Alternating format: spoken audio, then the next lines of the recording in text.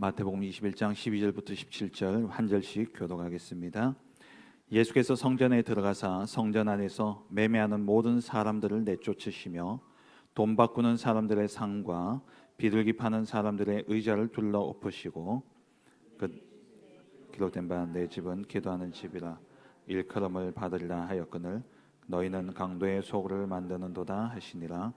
맹인과 전원자들이 성전에서 예수께 나옴에 고쳐주시니 대제사장들과 서기관들이 예수께서 하시는 이상한 일과 또 성전에서 소리를 질러 호산나 다윗의 자손이여 하는 어린이들을 보고 노하여 예수께서 말하되 그들이 하는 말을 듣느냐. 예수께서 이르시되 그렇다. 어린 아기와 젖먹이들의 입에서 나오는 찬미를 온전하게 하셨나이다 함을 너희가 읽어본 일이 없느냐 하시고 그들을 떠나 성 밖으로 베다니에 가서 거기서 유하시니라. 아멘.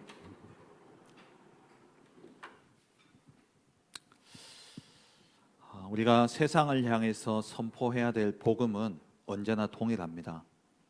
그 복음은 예수가 그리스도라는 복음이죠. 예수님이, 하나님이 그리스도로 이 땅에 오셨는데 그분이 예수님이시고 그 예수님이 십자가에 죽으시고 그래서 우리의 모든 죄를 대속하시고 죽음을 이기고 부활하심으로써 죽음의 세력을 잡은 자 마귀를 멸하셔서 하나님과 우리 사이에 가로막혀 있던 담, 그 죄와 사단의 문제를 완전히 해결하셨습니다. 그래서 그리스도만이 하나님 만나는 유일한 길 되어지고 우리에겐 다른 구원의 길이 없는 것이죠. 이 복음은 언제나 동일합니다. 시대를 막론하고 우리가 선포해야 될 복음은 다른 게 아니라 예수 그리스도로 말미암아 하나님과 우리 사이에 모든 막힌 담인 죄와 사단의 문제가 완전히 해결되어진 유일한 하나님 만나는 길, 그 길이 그리스도밖에 없다는 사실을 우리가 전해야 되죠. 그런데 이 복음을 전함에 있어서 그 전도의 방법은 바뀌어집니다. 전도의 방법은 시대가 바뀌어지고 또 문화가 바뀌어지고 또 나라마다 전통에 따라서 또 방법은 달라질 수 있습니다. 그런데 우리가 전해야 될 복음은 똑같다라는 거죠. 그렇다면 지금 우리가 사는 이 시대에 우리가 전해야 될 이 복음을 전해야 될 그 전도의 흐름은 지금 이 시대에 어떻습니까? 이 시대의 전도의 흐름은 우리가 3시대라고 표현을 하잖아요. 먼저는 지금 주일 예배가 사실 제대로 되어지지 못하는 그런 상황입니다. 주 4일 근무가 되어가지고 금토일 시대 레저 문화로 또 온갖 이미 선진국들은 파티 문화로 그래가지고 여기에서 아이들은 마약을 하고 그러면서 후대가 무너지고 다 교회가 무너지는 그런 시대죠. 그래서 우리나라도 이제 금토일 시대가 열려졌지 않습니까? 이제 앞으로 주 4일 근무가 본격화되어진다면 이 시대를 두고 우리가 진짜 어떻게 해야 되냐? 이 시간표를 단순히 즐기고 누리는 시간이 아니라 이 시간을 우리 후대에게 언약을 각인하는 그런 시간으로 우리에게 주신 시간이죠. 그래서 지난주 말씀을 받았듯이 이 시간에 진짜 복음을 알도록 우리 아이들이 세상에 나가기 전에 세상에 진짜 문제가 무엇이고 그 세상을 살릴 답이 무엇인가를 정확히 알고 갈 수 있도록, 그래서 복음을 아는 자로 이 아이들 세상에 나갈 때 모든 것이 합력하여 선을 이루는 하나님의 복, 축복을 누리게 되어지는 것이죠. 복음을 알도록, 그리고 복음을 안다면 이 복음을 누리는 기도를 알도록 가르쳐야 되죠. 진짜 기도할 수 있다면 모든 것을 할 수 있습니다. 기도할 때 어떤 일이 일어나는지 정말 안다면 기도 외에는 다른 답이 없습니다. 다른 방법이 없습니다. 그래서 우리 아이들이 세상에 나가기 전에 세상에 나가서 문제를 부딪히고 또 여러 가지 어려움과 상황들을 만나게 됐을 때 그제서 어떻게 하냐 이게 아니라 답을 딱 가지고 진짜 복음, 세상의 유일한 해답 그리스도, 그 이름의 권세를 사용하는 기도, 이 방법 가지고 우리 아이들이 가게 될 때에 모든 것이 응답이 되어지는 것이죠. 그리고 우리가 우리 후대들의 인생의 목표를 바꿔줘야 됩니다. 잘 먹고 잘 사는 게 아니죠. 성공하려고 공부하는 것이 아닙니다.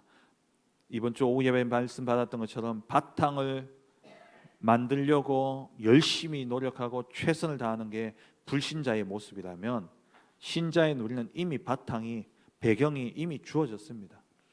성삼위 하나님이 우리의 바탕이요, 그 보좌가 우리의 배경이 되어지는 것이죠.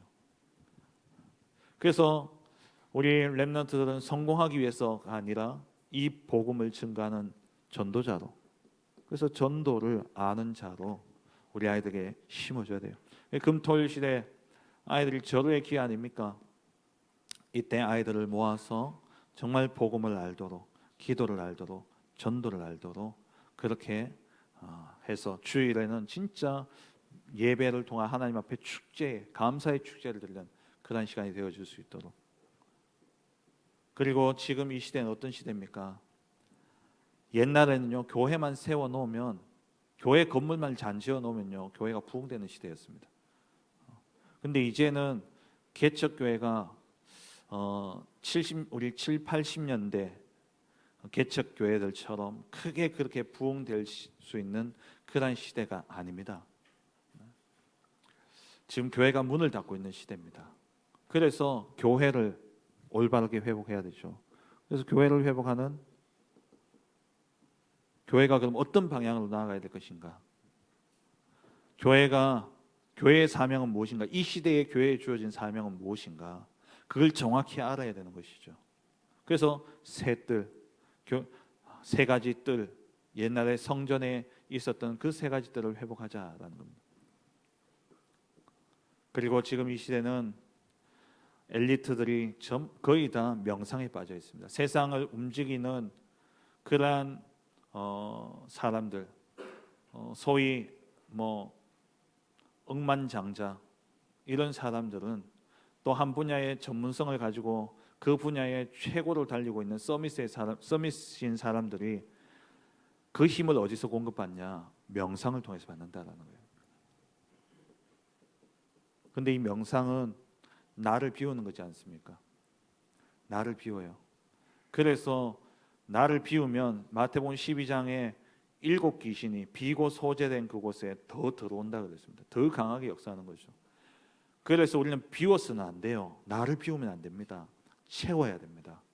무엇으로요? 하나님의 말씀으로, 성삼위 하나님으로 우리 안에 채워야 되죠. 그래서 명상이 아니라, 지금 이 시대, 세상은 명상 시대입니다만 우리는 묵상 시대를 열어가야 되는 것이죠.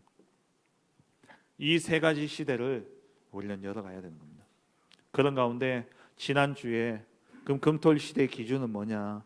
복음과 기도와 전도를 알도록 하는 것이 금토일 시대의 기준이다라고 말씀드렸죠. 그럼 오늘은 세 뜰 시대, 세 가지 뜰,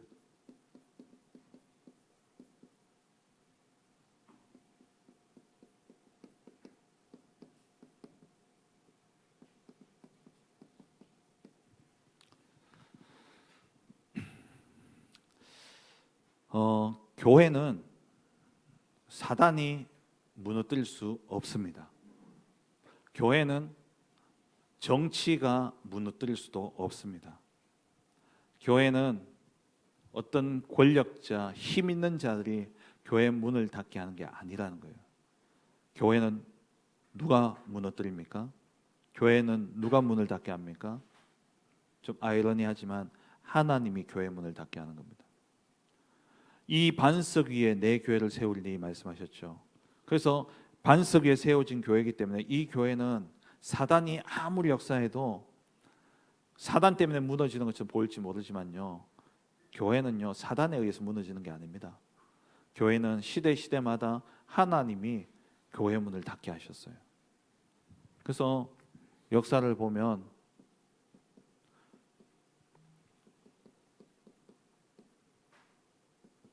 교회 문을 하나님이 닫게 하시는데, 제1성전, 그 성전이 솔로몬 성전이죠. 솔로몬 성전이 왜 무너졌습니까? 이사야 1장 11절에서 12절에 보니까 하나님이 여호와께서 말씀하시되 너희의 무수한 재물이 내게 무엇이 유익하뇨? 나는 순양의 번제와 살찐 짐승의 기름에 배불렀고 나는 수송아지나 어린 양이나 순염소의 피를 기뻐하지 아니하노라. 하나님이 성전에서 하나님 앞에 번제로 제물을 드리라고, 제사 드리라고 하나님이 명하셨는데 하나님이 마음이 변했습니까? 식성이 바뀌셨습니까? 이제 나는 배부르다, 이제 그만 가져와라. 무슨 의미입니까? 12절에 너희가 내 앞에 보이러 오니 이것을 누가 너희에게 요구하였느냐? 진심으로 영과 진리로 하나님 앞에 중심을 드리러 나오는 것이 아니라 하나님 앞에 안 보이면, 하나님 앞에 제사 안 드리면 벌 받을 것 같고, 그래서 형식적인 제사만 지냈던 거예요. 그러니까 12절에 이것을 누가 너희에게 요구하였느냐? 내 마당만 밟을 뿐이니라 그랬어요. 마당만 밟고 가는 거죠. 아무 의미 없이 그냥 예배하러. 우리의 신앙생활이 사실 그렇진 않습니까? 예배 안 드리면 찝찝하고, 예배 안 드리면 뭔가 큰일 날 것 같고, 그래서 와서 예배 드려주는 삶을 살진 않습니까? 왜 하나님이 교회 문을 닫으시냐? 그런 교회는 하나님이 문을 닫으시는 거예요. 그래서 솔로몬 성전이요, 그래서 무너지게 되어진 겁니다. 그 뒤에 두 번째 제2성전이 무엇입니까? 스룹바벨 성전이죠. 이 스룹바벨 성전을 재건할 때에 하나님이 얼마나 기뻐하셨습니까? 학개서 2장에 보니까 하나님이 얼마나 기뻐하셨던지요. 하늘과 땅과 바다와 육지를 내가 진동하겠다 그랬어요. 이 땅, 이 성전이 너희가 보기에는 보잘것없지만 이 성전의 나중 영광이 이전 영광보다 더 클 것이다. 하나님이 너무 기뻐하시는 성전이었어요. 그런데 이 성전을 누가 닫냐? 하나님이 닫으셨다는 거예요. 말라기 1장 10절에 누가 이 성전을 닫을 자가 있으면 좋겠다 말씀하셨어요. 만군의 여호와가 이르노라 너희가 내 제단 위에 헛되이 불사르지 못하게 하기 위하여 너희 중에 성전 문을 닫을 자가 있었으면 좋겠도다. 내가 너희를 기뻐하지 아니하며 너희가 손으로 드린 것을 받지도 아니하리라. 교회가 교회된 사명을 감당하지 못할 때에 교회는 하나님이 닫으십니다. 그럼 제3성전이 무엇입니까? 제3성전은 헤롯 성전이죠. 이 헤롯 성전은 사실 하나님이 지으라고 명령하신 곳은 아닙니다. 헤롯 왕이 에돔 족속이었잖아요. 유대인이 아니었고 에돔 족속, 이방인, 에서의 후손이었습니다. 야곱의 후손이 아니고. 그런데 이 사람이 정치력이 좋아가지고 로마 황제한테 잘 보여가지고 왕이 된 겁니다. 왕이 되고 나니까 유대인들의 마음을 얻어야 되니까 이 유대인들의 마음을 얻는 제일 좋은 방법이 뭐냐? 이 유대인들이 제일 좋아하는 게 성전이거든요. 그래서 스룹바벨 성전, 초라한 성전이었잖아요. 작고 초라한 성전이었어요. 근데 거기에 하나님의 영광이 충만하게 하겠다. 하나님이 하나님의 영광을 충만하게 하겠다 하셔서 그 성전이 대단하게 되었지만 육신적으로 세상적으로 볼 때는 아주 작고 초라한 성전인 거예요. 그래서 헤롯이 이 성전을 무너뜨리고 크고 웅장하게 지은 겁니다. 얼마 걸렸냐? 약 80년 걸렸어요. 완전히 완공된 게 AD 60여 년 경이었어요. 그러니까 64년인가 그랬어요. 이게 AD 70년에 로마에 의해서 헤롯 성전이 완전히 부서지지 않습니까? 완공된 지 채 10년도 안 돼가지고 완전히 철저하게 부서집니다. 왜 그러냐? 이 성전 시작부터 잘못된 거예요.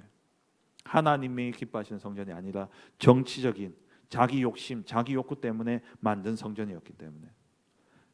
그뿐만 아니라 이 성전은 어떤 곳이었냐? 오늘 본문에 나오죠. 원래 성전에는 아시다시피 성소가 있습니다. 성소가 있고 지성소가 있으면 여기에 뜰이 있죠. 이 뜰에는 이방인들 가운데서 하나님을 믿고자 하는 사람들을 위해서 이방인들이 여기 머물 수 있도록 뜰이 있었습니다. 하나님이 이방인의 뜰을 만들라고 말씀하셨어요. 그리고 유대인들은 남자를 중심의 사회이기 때문에 그래서 여자들이 사실 성전에 마음대로 드나들 수 없습니다. 그래서 여자들을 위한 뜰이 있었어요. 이 여자들을 위한 뜰에는 여자들은 누굴 데리고 있습니까? 이때 유대인들은 오직 20살 이상 남자들만이기 때문에 아이들과 여자들이 머무는 뜰이 있었어요. 그걸 아이들의 뜰이라고 해요. 그리고 이 성전 전체는 뭐 하는 곳입니까? 치유하는 곳이잖아요. 기도하는 곳이에요. 제사를 드림으로 병든 우리의 영혼이 병든 죄로 인해 영혼이 병든 우리가 치유받는 곳이 성전이에요. 그래서 세 가지 뜰, 이 세 가지 뜰이 다 제 역할을 못하고 있었던 겁니다. 하나님이 진짜 이 복음화를 위해서 이방인들이 하나님은 처음부터 말씀하시기를 너로 아브라함에게 너로 말미암아 열방이 복을 얻게 하겠다 그랬어요. 아브라함을 먼저 세우신 이유는 열방이 아브라함 보고 돌아오도록. 그래서 이사야 60장에 일어나 빛을 발하면 그 빛을 보고 원방에서 사람들이 몰려올 것을 이야기하셨죠. 그럼 이들이 올 수 있도록 하나님이 뜰을 준비해 놨는데 이 뜰에서 뭐 했냐? 오늘 본문에 비둘기 팔고 돈 바꾸고. 왜냐하면 유대인들의 그 선민의식 속에서는 이 뜰이 필요가 없는 뜰이에요. 이방인들이 어디 하나님의 성전에 들어옵니까? 근데 하나님은 이 이방인의 뜰을 중요하게 여기시고 만들어 놔라 했는데 거기에 이방인들이 오지 못하도록 하는 거기에 동전을 바꾸고 거기에 비둘기를 팔고 재물을 파는 이런 행위를 한 거죠.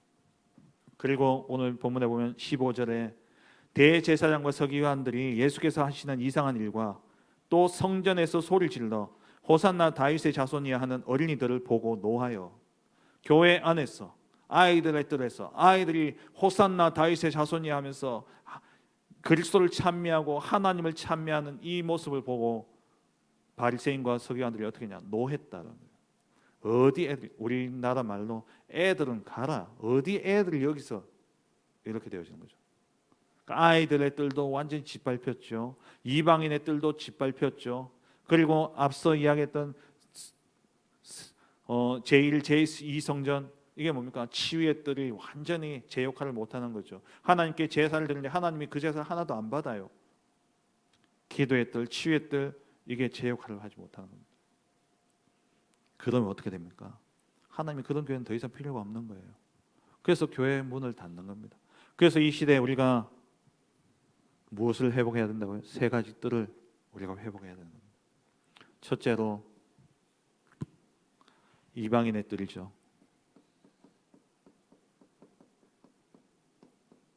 우리나라는 이제 다민족 국가입니다. 예. 우리나라는 한민족이지만 우리나라는 이제 지금 다민족 숫자가 250만이 넘는다 그러잖아요. 뭐 퍼센티지로 5%인가 뭐 이렇게 넘으면은 그 나라는 이제 다민족 국가래요. 우리나라가 이제 거의 그렇게 되어졌지 않습니까? 지금 우리 뭐 굳이 농공 여기 현풍 육아는 조금 덜 할지 모르지만 가면은 온통 다 이게 외국이에요. 저녁에 운동한다고 집 앞에 있는 공원에 가니까 나와 있는 사람 한국 사람 없어요. 전부 외국 사람들이에요. 완전 다민족 국가예요. 이 다민족들을 이방인의 뜰을 그래서 지금의 전도의 흐름은 뭐냐? 다민족을 살리는 겁니다. 이제 선교하러 안 가도 돼요. 와 있는 사람에게 정확한 복음만 전달하면 사는 겁니다. 지금 우리 방글라데시 단기 선교가 이루어지고 있지 않습니까? 거기에 한 분, 우리 살람 목사님. 우리나라의 방글라데시에서 대학 졸업하고 인재입니다. 한국에 일을 하러 왔다가 지나가는 어떤 아줌마가 교회에 오면 여자 소개시켜줄게 이래가지고 따라왔다가 여자보다 더 귀한 분을 만나게 되어졌죠. 복음 듣고 하나님의 자녀가 되어서 이제 본국으로 돌아가야 될 때가 돼가지고 본국으로 돌아간 거예요. 근데 이분이 아픔도 많이 겪었어요. 돈 벌어 가지고 땅을 샀는데 방글라데시는요. 그 우리나라로 치면 낙동강하고 저 사하 지역 같은 곳이에요. 그러니까 퇴적물이 쌓여 가지고 생긴 땅이에요. 근데 여기에 홍수가 한번 크게 나버리면은요, 지도가 바뀌어 버려요. 살람 목사님 돈 벌어 가가지고 땅 샀는데 홍수 나가지고 땅이 없어져 버려요. 그 정도 되면 하나님이 어디 있냐 안 하겠습니까? 네, 그럼에도 불구하고 또 우리 거기에 하나님이 준비하신 귀한 중직자 우리 박근석 장로님 뒤에서 물질로 돕고 사역을 돕고 그래가지고 지금 RUTC가 세워져서 저렇게 사역이 되어지고 있는 거예요.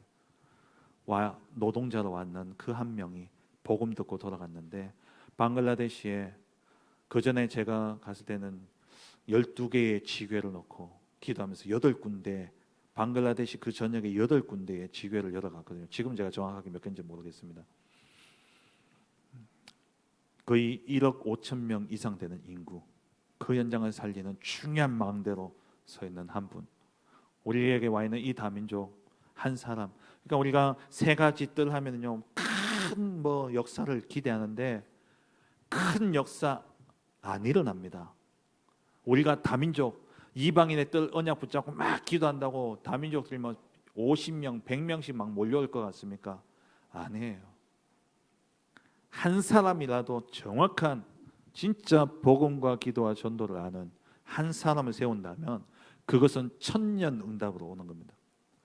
방글라데시에 살람 목사님 한 사람 있었는데 그 살람 목사님 한 명 밑에 수많은 렘넌트들이 지금 일어나고 있고 지역마다 지금 지교회들이 일어나면서 RUTC들이 세워지고 있죠. 이방인의 뜰 와 있는 우리 다민족들. 그럼 이 다민족들을 우리가 만날 때에 한 명이라도 우리가 소중히 여기면서 해야 되는데 그럼 어떤 사역을 해야 되냐? 무엇을 해야 되냐? 이 이방인의 뜰에서 무엇을 해야 되냐? 먼저는요, 그들의 수준을 바꿔줘야 됩니다. 아프리카 사람이 아프리카 수준을 못 넘어서면 아프리카 복음화 할 수가 없습니다. 미국 사람이 미국 수준을 못 넘어서면 미국 복음화 못 합니다. 그래서 수준을 바꿔줘야 돼요. 다시 말하면 그들의 운명을 바꿔줘야 되는 겁니다. 미국을 복음할 사람이 미국을 닮아가면요, 미국을 절대 복음할 수 없는 것이죠. 우리가 가정을 귀하게 여기고 가정을 보호해야 되기도 하지만은 그 가정의 수준에 머물러 버리면은 절대 가문 복음화 할 수가 없습니다. 그래서 그 수준을 넘어서야 되는 거예요. 우리나라를 보면은요, 우리나라가 이렇게 지금 한 40년 됐잖아요. 복음이 들어온 지 거의 딱 140년 됐네요. 1885년도에 언더우드 아펜젤러 선교사님들이 들어왔으니까요. 1884년인가 140년이 됐는데 이 짧은 시간에 세계 선교 대국 아닙니까? 우리나라가 선교사를 가장 많이 보내는 나라로 치면 두 번째고 인구 대비 선교사 비율을 따진다면요, 우리나라가 1위예요. 어마어마하게. 그럼 이 나라가 어떻게 이렇게 복음화가 되어줄 수 있었냐? 우리나라가 우리 그 수준, 조선이라는 수준을 넘었었다니까요. 그 중요한 정책이 뭐냐? 네비우스 정책이었습니다. 자립, 자치, 자전. 혼자 스스로 살아야 된다. 너희는 세계 복음할 나라이기 때문에 누군가 의지하지 말고 스스로 서야 된다. 그리고 경제, 누군가의 후원을 바라고 돈 줄 거 생각하고 뭔가 도움 받으려고 애쓰지 말고 너희가 모아서 교회를 세워라. 이게 초창기에 한국 선교사님들이, 외국에 오신 선교사님들이 우리 한국에 일으킨 그런 그거였어요. 선교 정책이었습니다. 그리고 자치, 미국 선교사들이 와 있지만 사역을 도와주지만 거기에 대한 모든 운영은 누가 하냐? 너희가 알아서 해라. 자치. 그래서 우리나라가 이렇게 제1동노회 총회가 생기기 전에 첫 번째 동노회가 1907년에 세워졌는데 그때가 평양 대부흥 운동이 일어났던 해죠. 그때 동노회라 해가지고 우리나라 자체의 총회는 아직 안 되고 단독 노회가 세워졌는데 그 노회가 세워짐과 동시에 선교사를 파송했습니다. 그 가운데 한 분이 이기풍 선교사님, 제주도에. 한 분은 중국으로 가시고. 이렇게 교회가 노회가 세워지면서 총회가 세워지면서 제일 먼저 한 게 뭐냐? 선교사 파송했다. 이런 나라가 없습니다. 그 이유가 뭐냐? 조선의 수준을 넘어선 거예요. 그 수준에 머물러 있으면 안 된다는 거죠. 그래서 복음으로요, 이들이 이 수준을 넘어설 수 있도록, 그들의 운명을 바꿀 수 있도록 무엇으로? 복음으로 이들의 수준을 바꿔줘야 됩니다. 그리고 이들이 가지고 있는 문화가 있어요.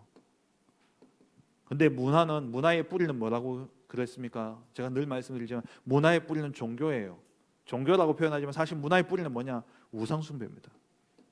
우상이에요. 우리나라의 음악, 국악 뭡니까? 국거리 장단. 그게 무슨 장단입니까? 굿할 때 쓰는 장단이에요. 우리나라 옛말에 재밌게 노는 걸 뭐라고 이야기합니까? 신명나게 놀아보자는 거예요. 귀신 들려서 놀자 이 말이에요. 완전 뿌리 문화가 우상 문화예요. 그럼 저 다민지돌이 들어올 때 지들만 들어오냐? 아니라니까요. 지난주에 제가 이제 그 거제 RUTC 우리 백광주 목사님 사역하시는 우리 사모님 만나가지고 이야기 들었는데 거기 지금 다민족 사역들이 활발하게 일어나고 있거든요. 사모님이 한국어 교사하면서 그래서 한국어를 배우려고 하는 사람들이 연결돼가지고 그 스리랑카 사람들이 지금 한 가정인가 두 가정이 교회에 나오고 있고 이렇게 연결되어져 있어요. 근데 이 사모님이 그 한국어를 배우는 한 분이 어떤 스리랑카 다른 가정을 좀 도와달라고 이 분이 노산 43인데 아이를 가진 거예요. 스리랑카 여자분이. 근데 이제 뭐 하여튼 몸이 좀 안 좋았는데 병원에 좀 데려가 줄 수 있냐. 그래서 사모님이 그걸 이제 도와주려고 먼저 집을 방문했더니만 집에 딱 들어가는 그 순간부터 곳곳에 우상. TV 앞인가 뭐 거기는 제가 들으니까 자기가 생각하기에는 그게 혹시 그 사람 그 뭡니까 유골 그거 담아 놓은 항아리 같은 것들이요 쫙 있더래요. 그런 거 놔놓고 온통 거기 한 시간 딱 앉아 있는데 머리 깨질 것 같더라고요. 막 진짜 눌리는 것 같기도 하고 막 완전히요. 농공 가보세요. 아시아마트 가면 곳곳에 뭐냐 전부 자기 신상 자기 그거 놔놓고 섬기고 있죠.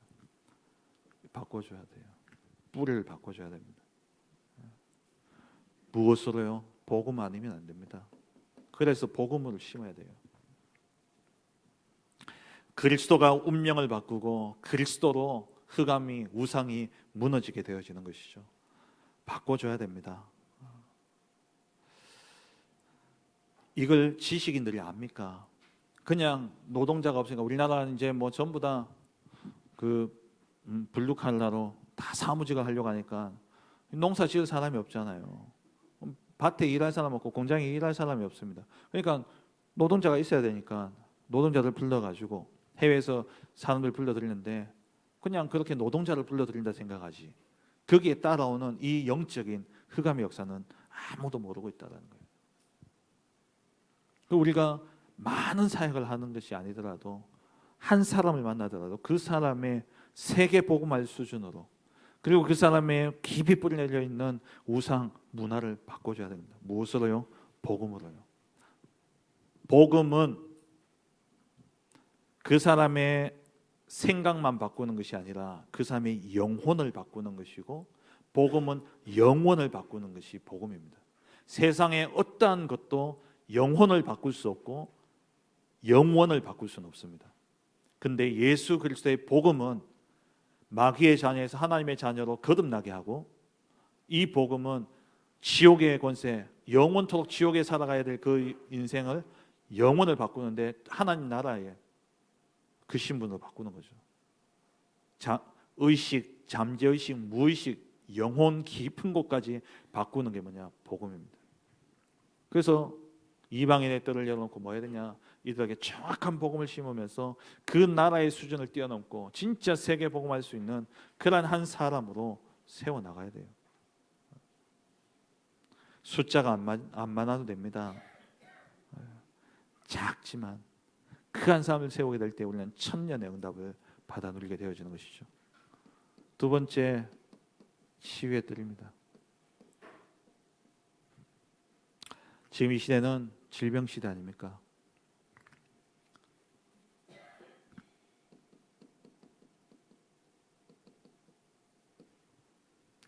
육신적으로, 정신적으로, 영적으로 병든 시대입니다.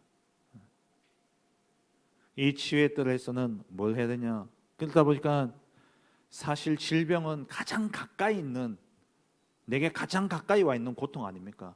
내가 가장 가까이에서 내가 직접 당하는 고통이기 때문에 가장 많이 틀린 기도를 하는 거예요. 틀린 기도를 합니다. 질병 걸리면 무조건 병 낫게 해달라고, 고쳐달라고, 나 중심의 기도를 하게 되어 있고, 그리고 문제 해결에 기도를 하게 되어 있어요. 병 고쳐달라고. 하나님이 병을 허락하셨잖아요. 데려가시려면, 내가 죽어야 될 것 같으면 단번에 데려가시죠. 근데 왜 질병을 주시고 나로 그 긴 투병 생활을 하게 하시느냐? 내게 있는 질병이 문제가 아니라 근원을 치유하라는 거예요. 예수 그리스도로 말미암아 우리의 근원, 모든 질병이 올 수밖에 없는 근원의 문제, 죄와 사단, 원죄 때문에 하나님을 떠나게 되어진 이 문제, 그래서 그 문제부터 치유받으라는 거예요. 그래서 이번 주 우리 강단 말씀에서도 그랬지만은, 문제 있을 때에 문제 해결의 눈으로 계속 문제를 볼 것이 아니라 문제를 보지 말고 우리는 뭘 봐야 된다고요? 하나님과 나와의 생명 관계를 늘 확인해야 돼요. 내가 하나님 안에 있냐? 내가 진짜 복음을 아느냐? 그게 근원 치유입니다. 이 세상의 문제는 무엇입니까? 아모스에 나오는 말씀처럼 양식이 없어서 주림이 아니고 물이 없어서 가람이 아니라 하나님의 말씀을 듣지 못한 기갈이라 그랬습니다. 이 백성이 하나님을 아는 지식이 없어서 망한다 그랬습니다. 하나님과의 관계가 끊어져서 망하고 고통당하고 고난당하는 것이에요. 그러면 근원이 치유되어져야 되죠. 우리가 병도요, 질병도 드러난 보이는 부분만 치료한다고 치료가 되어지지 않습니다. 근원을 찾아내고, 그래서 명의는 진단을 제대로 하고 거기에 대한 올바른 처방을 하는 사람이 명의입니다. 명의가 되기 위해서는 좋은 약을 쓰는 사람이 아니라 진단을 잘하는 사람이어야 돼요. 다시 말하면 병의 근원을 찾아내는 사람이에요. 저와 여러분, 이 시대에 하나님이 명의로 저와 여러분들을 부르셨습니다. 치유의 뜰, 우리는 이 땅의 근원적인 부분을 봐야 되죠. 결국 하나님 떠난 문제, 근원을 치유해야 돼요. 근원이 치유되어지고 나면 그 다음은, 만약에 내가 암이 걸렸어요. 이 암을 이제 응급처치로 이제 암을 도려냈잖아요. 암을 도려내고 그 다음부터 뭐 해야 됩니까? 근원적인 힘을 길러야 돼요. 체질을 바꿔야 된다는 말이죠.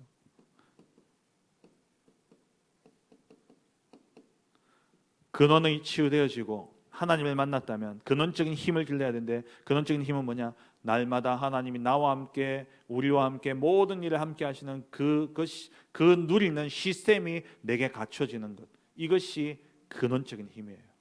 임마누엘을 누리는 내 안에 탁 근력이 만들어지는 것, 하나님과 함께함을 언제든지 누릴 수 있는 시스템이 만들어져 있고, 언제든지 하나님이 나와 함께 하시는 그 근력이 내게 만들어져 있어야 돼요. 스카이 다이빙을 하는 사람들이 이렇게 뛰어내리잖아요. 낙하산을 뛰어내리면서 낙하산을 바로 펴지 않고 그냥 뛰어내려가지고 중간에 어느 고도가 되면은 낙하산을 딱 펴지 않습니까? 그러면 떨어지다가 어떨 때는 이게 너무 빨리 떨어지니까 기압도 막 갑자기 바뀌잖아요. 그러면 사람이 갑자기 정신을 잃을 때가 있대요. 정신을 잃어버리면 낙하산 펴야 될 때 못 피는 거예요. 그래서 계속 훈련을 하는 겁니다. 훈련하면서 그 사람들이 항상 뭘 차고 있냐? 알람 고도계의 시계를 차고 있어요. 이 시계를 차고 있는데 그 낙하산 펴야 될 그 고도가 되면은 시계가 울립니다. 울리면 그 소리를 듣고 이제 낙하산을 펴는 거예요. 근데 의식을 잃어버려. 어떡합니까? 그래서 반복된 훈련을 계속 해가지고 의식을 잃어도요. 뭐가 기억하냐? 근육이 기억하는 거예요. 그래서 그걸 영어로 머슬 메모리라 그러는데요. 근육이 기억을 하는 거예요. 그래서 소리가 딱 울리면 의식이 없는 상황에서 땡긴대요. 그래가지고 사람이 이렇게 살 수 있도록 그 훈련을 계속 하는 거예요. 다이빙 하는 사람들이. 그와 같이 어떤 문제를 만나더라도 우리가 이번 주 강단 말씀처럼 하나님의 절대 주권, 하나님의 절대 계획, 하나님의 절대 언약, 하나님의 절대 여정, 이것을 어떤 문제 속에서도 어떤 상황 속에서도 늘 이걸 찾아내어서 내가 하나님과의 생명관계 속에 있다는 것을 알고 하나님을 의지하고 하나님과 동행하는 이 시스템이 내게 만들어져야 돼요. 그게 근원적인 힘이에요. 그 힘이 우리에게 있어야 된다는 거예요. 그러면 죽을 것 같으면 하나님이 데려가실 것 같으면 그냥 바로 데려가시죠.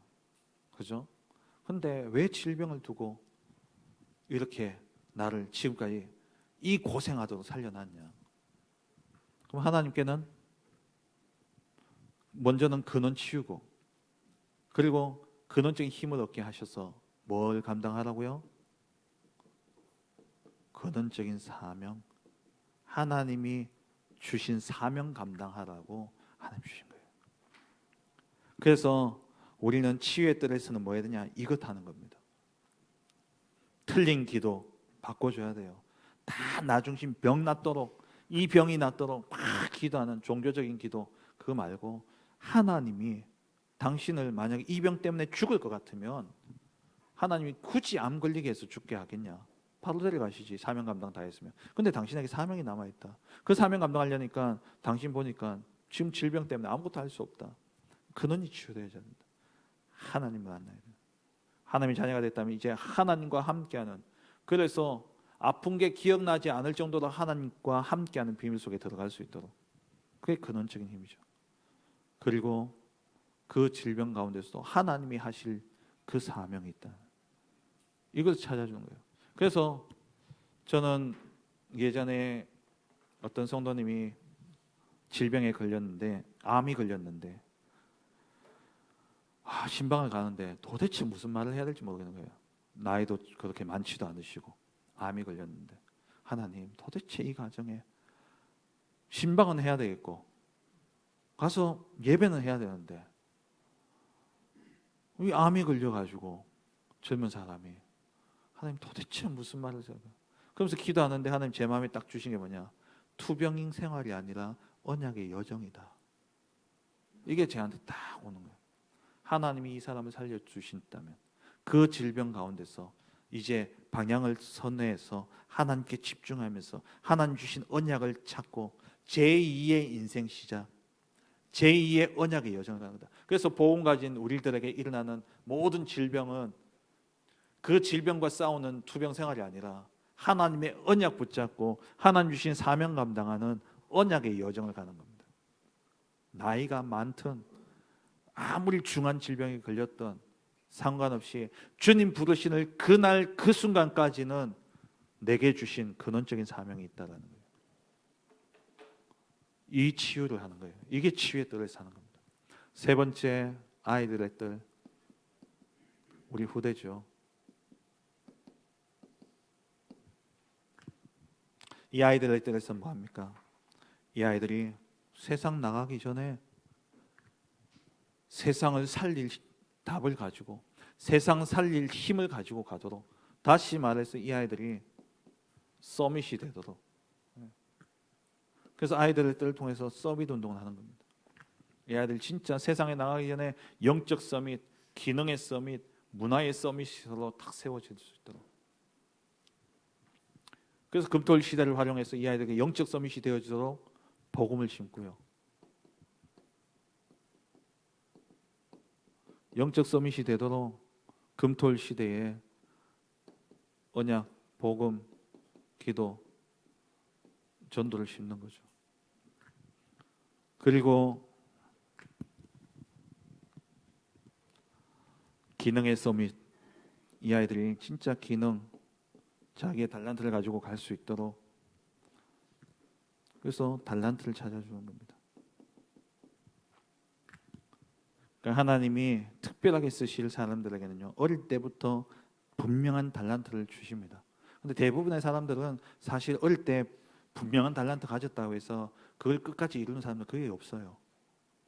퍼센티지를 따져보면 거의 10% 되겠습니까? 여러분들 지금 꿈꾸었던 그 꿈대로 지금 살고 계십니까? 제 생각에는 아무도 없으실 것 같은데, 그죠? 어릴 때 가지는 그 꿈. 그러니까 이 달란트라는 부분이 뭔가 우리는 자꾸 남들보다 더 앞서서 성공할 수 있는 그런 수단으로 생각하는데, 그게 아니라 하나님이 쓰시는, 하나님이 주시는 하나님의 사명을 찾는 거예요. 그래서 이 아이들에게 되도록이면 찾아주되, 꼭 그게 절대적인 것은 아닙니다. 앞으로 시대는 더 그래요. 뭐 사회학자들이 그렇게까지 이야기하대요. 이제는 앞으로 한 사람이 평생에 적어도 5번의 직업을 바꿔야 되는 시대가 왔다고. 이제는 하나의 가지고 끝까지 갈 수 있는 시대가 아니라는 거죠. 어쨌든 그럼에도 불구하고 이 아이들이요, 어떤 상황 속에서, 저는 달란트가 뭐라고 생각하느냐, 이거라고 생각해요. 하나님이 나와 함께 하심을 어떤 상황 속에서 누릴 수 있는 시스템이 곧 달란트라고 저는 생각합니다. 우리 하나교회에 우리 그 홍기칠 장로님 딸 나리가, 그 친구가 바이올린 전공했거든요. 미국까지 가서 바이올린을 전공했는데 어느 날 어깨에 문제가 왔나 그래가지고 더 이상, 이게 바이올린을 처음에 배우면은요, 아령 드는 연습을 한대요. 왜냐, 몇 시간을 연습하고 할 때에 바이올린 받쳐야 되니까 이 근육이 없으면 안 된대요. 근데 어깨를 다쳐버리면 바이올린 못 해요. 얘가 어깨를 다친다는 거라 바이올린 못 하게 되었어요. 근데 얘가 그러면 대부분 어떡합니까? 야, 이거 뭐 하나 싶잖아요. 근데 얘가 가진 달란트는 바이올린이 아니라 그 바이올린을 통해서 무엇을 해도 끝까지 최선을 다할 수 있는 게 딱 만들어져 있었던 거예요. 그래서 법학대학원 가가지고 지금 변호사 됐지 않습니까? 사회에 그런 사람 많아요. 뭐냐, 저는 그런 것을 보면서 우리의 꿈, 내가 꿈꿔왔던 평생 이게 꿈이다라고 생각해서 달려왔는데 그게 좌절될 때가 너무 많이 있습니다. 그렇다면 우리 아이들이 가져야 될 달란트는 뭐냐? 요셉이에요. 요셉이 총리 되려고 준비한 게 아니라 어디 갔든 간에 여호와께서 요셉과 함께 하심으로 형통한 자가 되어 노예에서 최고 노예가 되었죠. 근데 직업이 바뀌어 버렸어. 죄수가 되어 감옥에 갔어요. 거기서 하나님의 함께 하심을 누리면서 근원적인 힘을 얻고 근원적인 사명 찾고 그걸 누렸는데, 그 죄수로서 또 최고의 응답 누렸고, 이제는 바뀌어서 총리가 되었죠. 총리가 응답이 아니라니까요. 요셉에게는 노예도 응답이었고 죄수도 응답이었고 총리도 응답이 똑같이 탔어요. 우리가 보기에는 총리가 대단한 것처럼 보여지지만 요셉한테는 다 똑같았다니까요. 그가 가졌던 힘이 뭐냐? 하나님이 나와 함께, 우리와 함께 모든 일 속에 함께 하시는 그 임마누엘을 누리는 시스템이 딱 만들어졌으니까 이 요셉이 어디 가더라도 걱정될 것 없고, 어디 가서도 하나님 계획 찾고 하나님 힘 가지고 거기에 최선을 다하고, 정말 하나님이 맡기신 현장이고 하나님이 주신 내게 보낸 현장이고 하나님 내게 맡기신 일이고 하나님이 만나게 하신 만남이니까, 이 하나님으로부터 주어진 거니까 하나도 허투루 대하지 않고 하나님과 함께하는 그 비밀 속에 최선을 다했는데, 그게 그 자리에서 세상 이야기하는 성공의 자리에 서게 되죠. 서밋의 자리에 서게 되어진 것이죠. 우리 아이들이 가져야 될 달란트가 뭡니까? 기도 속에서 공부하는 게 달란트예요. 기도 속에서 모든 일을 하는 게 우리 아이들이 가져야 될 달란트입니다. 그럼 이 아이는 이제 일해야 될 때가 됐어. 그러면 기도 속에서 일할 거예요. 그죠? 뭘 하든지 간에 기도 속에서 할 수 있는 그게 우리 아이들의 달란트가 돼요. 문화 서밋으로 이 아이들이 진짜 시대의 흐름을 바꾸는 전도자로 우리 후대들을 세워야 되겠죠. 말씀 맺겠습니다. 새뜰 시대, 하나님이 교회가 교회된 사명을 감당하지 못할 때에 하나님 언제든지 교회의 문을 닫으셨습니다. 우리가 복음을 전하는 전도자로서 복음 전하는 게 복음의 내용은 늘 같지만 절대 변함없어야 되지만 복음의 전하는 방식과 그 어떤 방법은 바뀝니다. 이제는 코로나 이전 시대처럼 지나가는 사람들한테 잠깐 시간 내주실 수 있습니까? 하고 붙잡고 복음 전하는 시대는 이제는 거의 불가능합니다. 왜냐? 이제는 사람들이요 스마트폰하고 코로나 때문에 사람들하고 만나서 이야기하는 시간들을 잘 안 내줘요. 뭐 어떻게 해야 됩니까? 그래서 이제는 플랫폼 전도가 돼야 돼요. 올 수밖에 없도록. 그래서 교회에 다민족들이 올 수 있는 시스템을 만들고 병든 사람들이 올 수 있도록 만들고. 저는 지난 주일날 우리 예배 시간에 이런 일이 있었잖아요. 먼저는 제 마음에 권사님이 좀 심하다 이런 생각도 들었었고 애가 우니까 그랬는데 제가 회개했어요. 우리 교회에 이렇게 사람들이 오지 못하는 이유가 이것 때문이구나. 저부터 누가 되었든 간에 왜 저러실까 이 눈으로 보고 있는 거예요. 왜 저럴까 라는 눈으로 보고 있는 제 자신. 앞으로 교회 예배 드리다 보면요 진짜 정신문제 시달리는 사람이 있어요. 제가 서울에서 사역할 때에 전도학교 하는데 그 강남 잠실 지역에 있는 교회들 같이 모여서 전도학교 하는데요. 어느 교회에서 무당하다가 예수 믿고 이제 전도학교 오신 분이 계시거든요. 이분은 수시로 잡혀요. 목사님 앞에서 강의하고 있는데요. 갑자기 벌떡 일어나더니만 막 쌍욕을 하면서 막 이러는 거예요. 우리 교회에서 그러면 여러분들 무슨 생각 드시겠습니까? 교회 좀 안 왔으면 좋겠다 이 생각 드십니까? 그럼 절대 교회가 교회된 사명을 감당하지 못. 그게 바리새 교회였어요. 아이들은 가라, 여자들은 가라, 이방인들은 가라. 여러분 우리 요 좁은 교회에 다민족 2명만 와보세요. 그 사람들의 채취 때문에 예배 드리기가 힘들 수도 있습니다. 진짜 우리가요 다 열어야 돼요. 애가 울면 우는 대로 또 그거 가지고 뭐라 하면 뭐라 하는 대로 아무것도 문제 안 되는 거예요. 왜? 우리는 그 모든 것들을 치유할 수 있는 근원적인 답이 우리에게 있기 때문에 복음이 있기 때문에요. 우리가 그렇게 새 뜰이 우리의 마음에서부터 이루어져야 된다니까요. 세 가지 뜰이 우리의 마음에서부터 다 오픈되어져 있어야 돼요. 누가 와서 이상한 짓 하더라도 그래 치유받아야 되고 그래 저 사람이 나중에 살람 목사님이 되겠구나. 그러고 우리가 받아들이고 품고 열지 않으면은 이 교회 죄송하지만 하나님이 닫으실 수도 있습니다. 교회가 교회된 사명을 감당해야 돼요. 우리 안에 세 가지들이 하나님 진짜 내가 모든 사람을 품을 수 있는 237 5천 종족을 품을 수 있는 진짜 살인자가 예수 믿고 와가지고 여기 앉아있다 할지라도 우리가 그 사람을 보면서 감사할 수 있는 성범죄자가 발치 끼고 교회 와가 앉아있더라도 우리가 아무 의식 없이 하나님께 같이 예배드릴 수 있는 그런 교회가 되어야 돼요. 저도 지금 이렇게 이야기하고 있지만 저도 과연 그렇게 될 수 있을까라는 생각이 듭니다. 어떤 교회 목사님 가시더라고요. 발치 낀 사람이 와가지고 같이 예배드리고 있다고. 마약 중독자가 와가지고 예배하고 있고, 그게 아무렇지도 않아야 돼요. 그게 내가 셋들이 되어져 있다는 기준이 되어져 있습니다.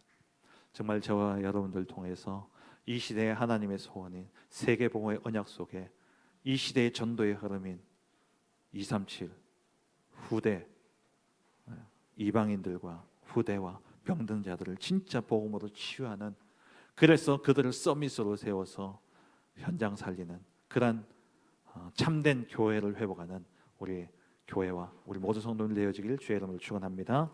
하나님 아버지 감사합니다.